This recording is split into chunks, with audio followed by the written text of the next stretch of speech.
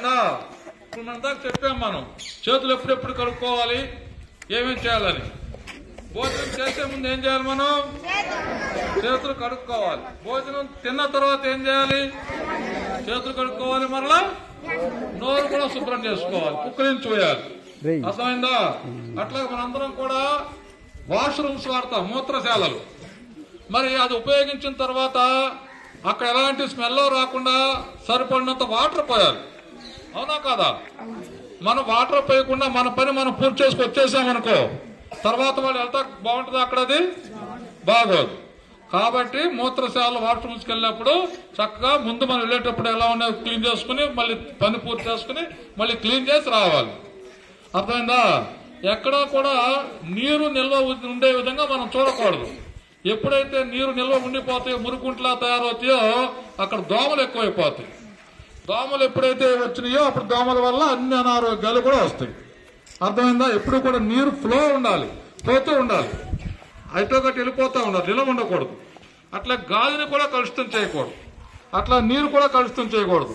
కలుషితమైన నీరు, కలుషితమైనటువంటి గాలి, కలుషితమైనటువంటి ఆహారం కూడా, ఇవన్నీ కూడా వ్యాధుల బారిన పడేలా చేస్తూ ఉంటాయి. కాబట్టి మనం ఏం చేయాలంటే మనందరం కూడా శుభ్రత, స్వచ్ఛతను పాటించాలి. ముందు మన ఇంట్లో, తర్వాత మన పాఠశాలలో, మన గ్రౌండ్ లో ఎక్కడా కూడా అపరిశుభ్రంగా ఉండకూడదు. ఎప్పుడైతే అపరిశుభ్రత ఉంటుందో వస్తాయి. కాబట్టి ముందు మన ఇంటి మనం శుభ్రం చేసుకోవాలి, చదువుకున్న పాఠశాల శుభ్రం చేసుకోవాలి.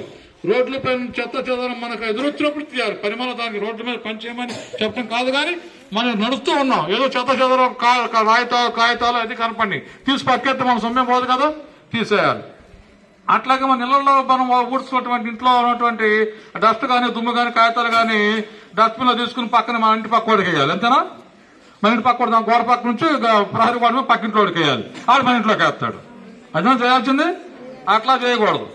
మన ఇంట్లో చెత్త అయినా పక్కింట్లో చెత్త అయినా సరే చక్కగా డస్ట్బిన్ లో వేసి తడి చెత్త పొడి చెత్తలాగా దాన్ని వేస్ట్ చేసే విధంగా ఎక్కడ కనపడకుండా మనకి ఇబ్బంది లేకుండా పూర్తి చేసుకోవాలి.